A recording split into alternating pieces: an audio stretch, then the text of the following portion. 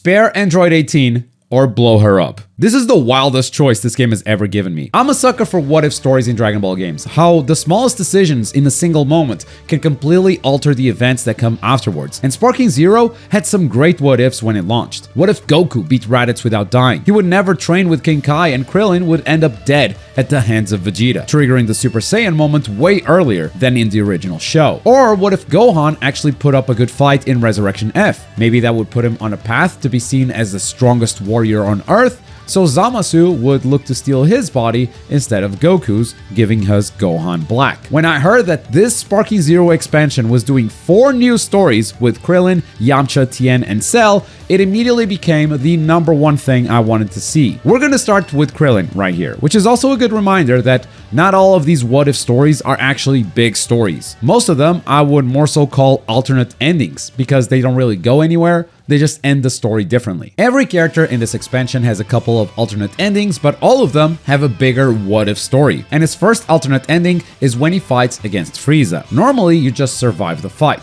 But if you do extremely well here, you actually damage Frieza enough so Goku's Spirit Bomb is able to finish him off, never destroying Namek or triggering the Super Saiyan transformation. Later, during the Cell Saga, you get that dreaded choice. Do you press the button and detonate Android 18, or do you save her because you have a crush? Well, I pressed the button, and here I thought the story was actually written pretty cowardly, because as soon as you pick that option, Android 16 finds you and stops you from pressing the button, so you never actually do it. All this does is give you an extra fight against Android 16 before Cell absorbs Android 18, becoming perfect, bringing us back to the canon story. Honestly, this was a pretty big letdown for what was a very promising setup. Krillin has one more alternate ending, and it's still on this island. When he fights against semi-perfect Cell, he usually blinds you with a solar flare and absorbs Android 18. If you're able to defeat him without getting blinded, you actually beat Cell as Krillin, and the Cell Saga ends right there. No freaking way! I actually defeated Cell! But the big Krillin what-if takes place during the filler arc that he had in Dragon Ball Super, where he and Goku fight against some illusions as part of their training because they found some weed, I don't know. Doing really well in this encounter gives Krillin confidence that he never had before, which puts him on a path to have a stronger presence in the Tournament of Power. If you recall, in the show, he kinda got eliminated right away, so this is gonna change things massively. In preparation for the tournament, Krillin starts noticing that he's tapped into a brand new power. There is something else I want to try too. I know I'm close to achieving it, so if I just keep pushing myself, I can perfect the State of Selflessness. State of Selflessness has gotta be the lamest name for a power-up I've ever heard, but I think I get what they're going for. The name feels like a direct opposite of Ultra Ego. Krillin's drawing power from his love for others, not for himself, which sets up an ideological duel once we reach the Tournament of Power. You two polar opposites can experience the power of my love, circulating all through your bodies. Ha! You don't know what you're talking about. A happily married couple doesn't need your so-called power of love. Hold on. Is that guy your husband? So what if he is? He's not handsome at all. He doesn't even have a nose. What the heck does that matter? Ha! Don't listen to her, Krillin. Let's show this hussy the power of a married couple! Yeah. Hey! What are you standing around closing your eyes for? If you aren't going to fight me, then I'll just have to... The State of Selflessness versus the Power of Love. That's the fight that happens as the backdrop to Jiren's main event. And with a lot of back and forth, eventually the married couple is close to victory. We believe in you, Ribrianne!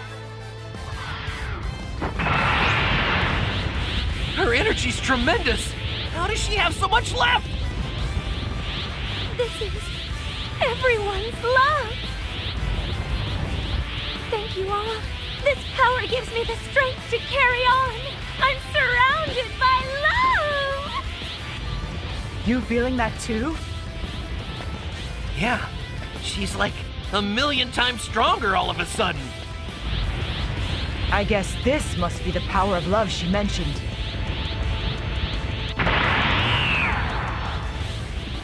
Well, so what? I don't care how strong her love might be.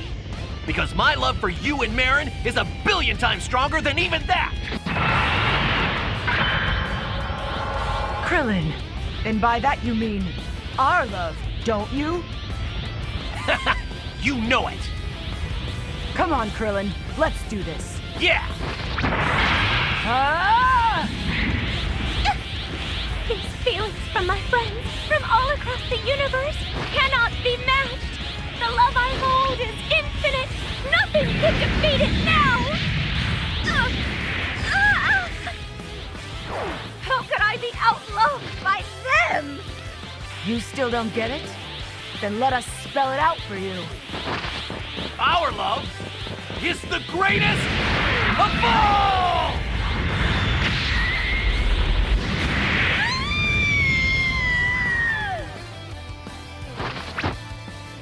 And that's pretty much how it ends. This happened at the same time as Goku and Frieza forced Jiren to ring out, so the Universe 7 still won the Tournament of Power, and even though Krillin got to make the wish this time, he still wished for all universes to be restored. So in the end, the story didn't change that much. Krillin's married life, however, may have gotten a slight boost. Of the 4 characters, I'd probably say Krillin has the weakest what-if story. The strongest one, in my opinion, is Cell's, but before we get to him, let's dive into Yamcha. Hey, I'm down for whatever. Bring it on!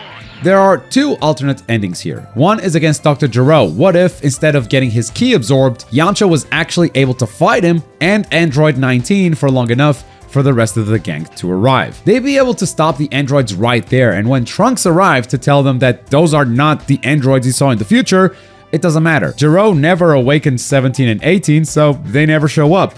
The end. The other alternate ending is barely worth mentioning, but basically, if Yamcha can defeat a bunch of Cell Juniors on his own, that reassures Gohan, who still goes Super Saiyan 2 because he imagines what might have happened. It's like me. When I feel like getting depressed, I just think about how Naruto fighters will never be real. It's so lame. It's so lame. But the big what-if story for Yamcha was one that actually triggered by accident, as all you need to do is defeat the Cyberman without letting it use self-destruct on you. This gives Yamcha a big confidence boost, and he defeats all of the other Cybermen by himself. Surviving that encounter, Yamcha lives for long enough to see Chiaotzu, Tien, and Piccolo die to Nappa before Goku arrives. Goku does his thing on Nappa and Vegeta, but when everyone is retreating to the Kame House and they feel Vegeta's Great Ape Ki, Gohan doesn't go back to his father with Krillin, he goes back with Yamcha instead. Yamcha knows that Vegeta will turn back to normal if they cut his tail, but that's easier said than done. That's when Puar shows up and Yamcha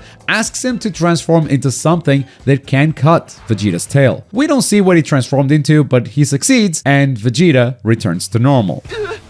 Neo! Wolf Fang Fist! Hi-ya!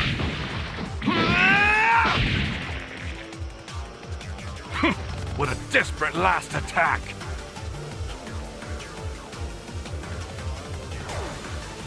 What the heck are you doing just standing there? You gonna throw the dang thing or what? Come on, keep it down, dummy!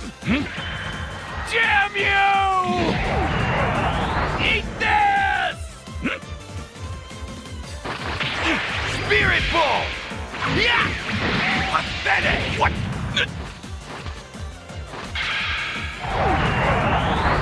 Not good!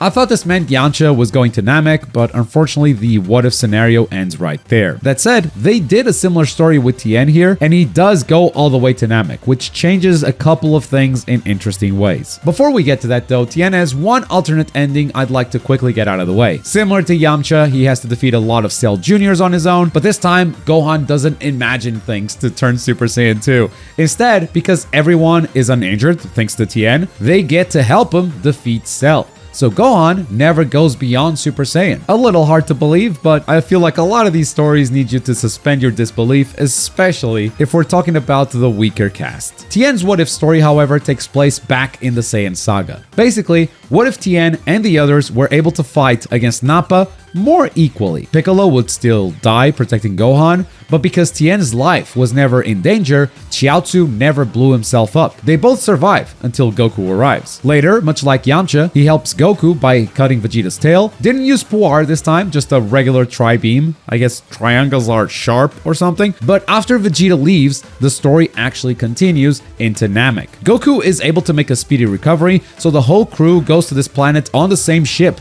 together with Tien and Chiaotzu. Things don't actually change that much in Namek, which is crazy. I mean, Goku is there from the start. But Tien is able to get a quick power-up from Elder Guru, who unleashes his latent potential. Eventually, the Ginyu Force arrives. Goldo's powers surprise Tien, but with the help of Chiaotzu, they end up defeating him. And then Recoome and Tien go toe-to-toe in a 1v1, and as soon as Tien gains the upper hand, Vegeta steps in and finishes him off. Vegeta then does the same thing to Barter after Goku takes care of him, and during the fight with Jace and Ginyu, the kids sneak away to use the Dragon Balls. They're successful in resurrecting Piccolo. Vegeta is mad, but Frieza arrives, so there's bigger fish to fry. Tien and Vegeta are clearly outclassed, so it's up to Goku to defeat Frieza. But Tien's presence is crucial here, as he ends up protecting Dende, who would later play a central role in healing the crew. When Frieza gets hit by Goku's Spirit Bomb and survives, it's not Piccolo who he shoots through the chest, it's Goku. And now everyone's in trouble.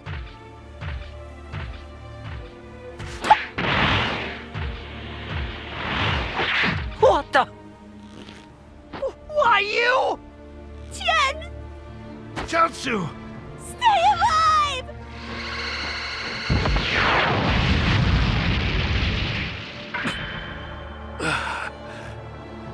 Chiaotzu!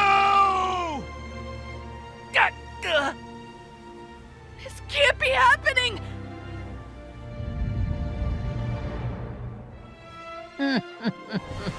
I may be injured, but I'm still more than capable of exterminating you worms!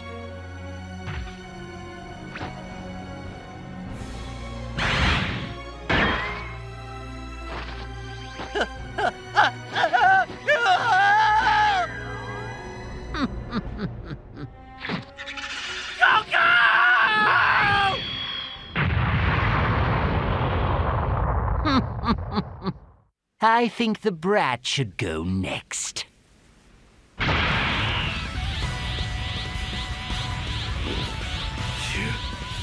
You'll pay for this! What is he thinking? Chiaotzu, you shall be avenged.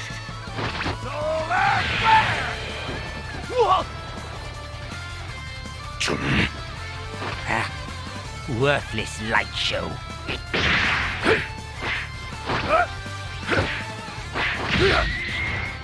What? The technique.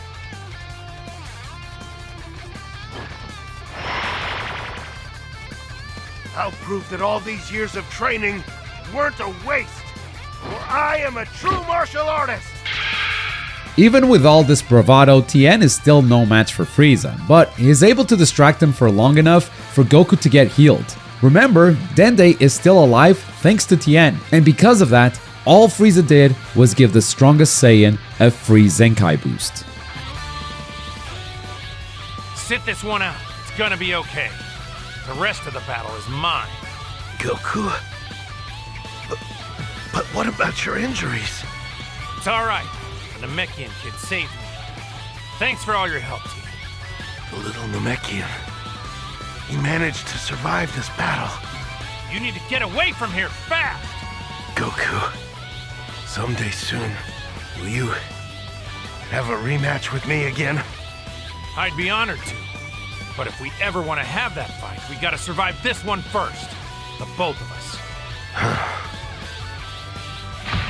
This What If story ends with that rematch at the World Martial Arts Tournament. Obviously, they had to hold back a bit, so no super attacks or no Super Saiyans. And it's not clear who won this canonically, but it doesn't seem to matter because they're both happy they did it. Tien's stories felt similar to Yamcha, but done better. And with all of those done, it's time for the big one. here comes Cell. Cell has a bunch of alternate paths that all end up going back to the canon story, so they're barely worth talking about. There's a cool mission where you gotta find Android 18 to absorb her, and if you find her quickly, you become perfect before Vegeta and Trunks arrive. So you just defeat them and announce the Cell games anyway. If you can't find her, then you get the canon fight against Vegeta, where if you survive for long enough, he lets you go so you can become perfect. But if you're able to defeat Vegeta quickly as semi-perfect Cell, you then get to fight against Trunks. Defeating Trunks as semi-perfect Cell makes him realize that he doesn't need to become perfect. He's already the world's strongest, and so he obliterates all of civilization before Goku even leaves the hyperbolic time chamber. His other alternate ending requires defeating Super Saiyan 2 Gohan. If you're able to do that, there's no one left on Earth who can stop him from firing this blast that destroys even the solar system itself. But I did say that his what if story was the best of the ones I played today. If you recall this fight, Cell learns that Gohan might get more powerful if he gets really angry, so he starts provoking him by summoning the Cell Juniors, by destroying Android 16, by doing all of that stuff. Well, what if he didn't do all of that? All right, you know what? I've lost interest in this true power nonsense. If I can't enrage you enough to be more of a challenge, you're useless to me. Even though Cell's not messing around anymore, Goku still has faith in Gohan and asks that no one step in. But the beatdown was so bad that everyone ignores Goku. They can't help themselves. Everyone tries to save Gohan except for his own father, and every single one of them falls, one after another, until Goku finally comes to his senses. Don't do it! Pipe down, keep your dignity. You'll all be joining him soon enough. You beast of... Sorry, Gohan. We make for a pretty crappy rescue team. This is the end, child. What?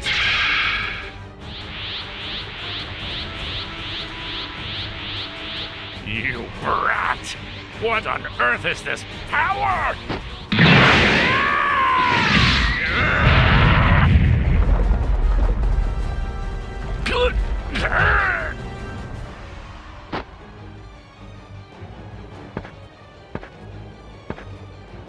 Dad!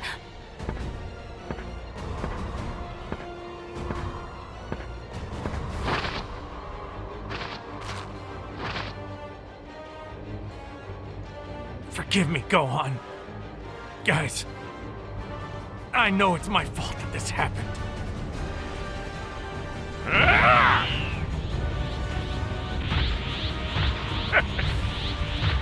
So at last we come to the true final battle. Go on then, Goku. Entertain me.